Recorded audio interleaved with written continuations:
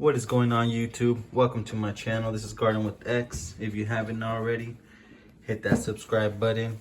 I just wanted to make a quick little video. It's gonna be really short, but you guys remember day one a couple days ago I planted a couple seedlings, some broccoli, some kale, sweet peas, some cabbage, some kale, or I just said kale, some collards, whatever, you know, different things. And this is kind of one of the good ways I like to grow them and start them out before I transplant them.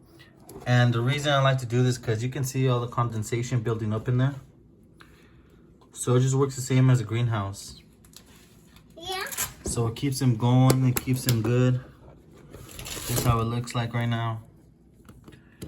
So just to give you guys an idea. I just want to show you guys before it gets too late and they start sprouting and I start giving you guys a week-to-week updates. But this is how I like to do it, you know. Keeps it moist in there, they have water. Remember, I put the water in the bottom, so it's gonna force the roots to go down so they can reach for water if they get thirsty. But I just want to give you guys a little quick view of it. That greenhouse effect, you know, that precipitation. Yeah. And the condensation, you know, I like it. So this really helps the plants grow and it keeps them really good.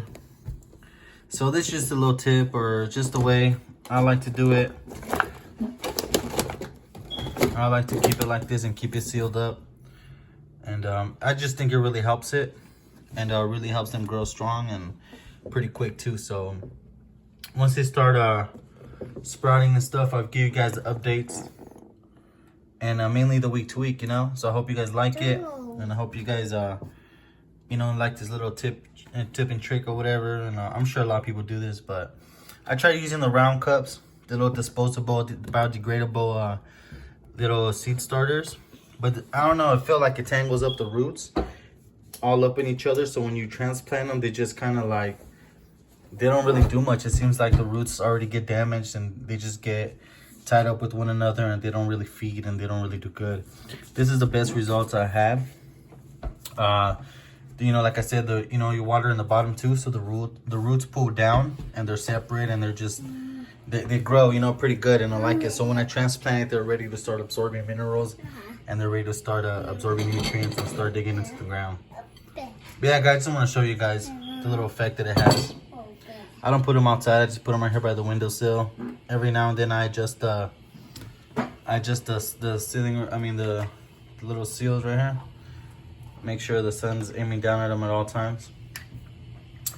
And I let it go from there. So yeah, guys, I hope you guys liked the video. And again, you know, thank you for the support I've been getting lately. I really appreciate it. For the people that took time to subscribe to the channel and check it out and drop a little love. And just leave your channel back there in the comments, and I'll be right there and I'll show you guys a love too, a little like, a little subscription.